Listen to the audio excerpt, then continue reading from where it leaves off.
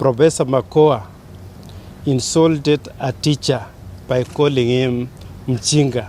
You can see that teacher is a gray-haired grandfather, someone approaching retirement, and here and you had a situation where a whole CS was calling him mchinga. I believe that was highly irritating to many people and should be condemned. And that's why I want to condemn it today, that it was quite unfair for that CS to call a teacher mchinga. It was dehumanizing to that teacher, and it was very unfair. In front of everyone, in front of the students and the whole team which was moving with him around. Possibly, the CS for Education has approached that level of leadership menopause. I believe it requires to retire. He is no longer fit for that office.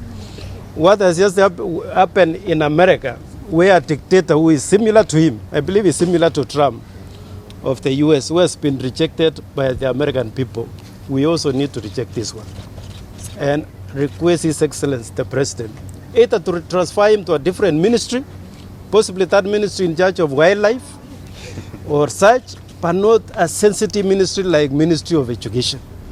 This one should be transferred. You saw in the same meeting, the same forum, the same CS condemning teachers, accusing them of stealing tests and chairs. Surely we know that money, 1.9 billion shillings, was given to the Ministry of Education to procure. The people who are likely to steal that money are the ones who are managing the procurement process. It is surely not the teachers.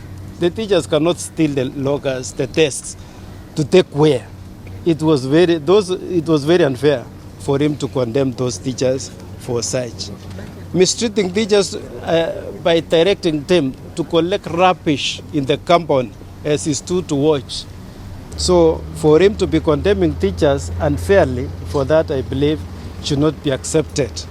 And I would wish to request even the chair of Labour Committee in the National Assembly to summon him to respond to these issues so that we can discuss whether to impeach him, whether to give him a written warning so that he can now start teaching teachers in the proper manner expected of a cabinet secretary in charge of a ministry which is in charge of molding our youths to be people who can respect others, to be people who can even respect the lowest, the junior most person. I believe that one we need to take over and ensure that the rights of that teacher are taken care of.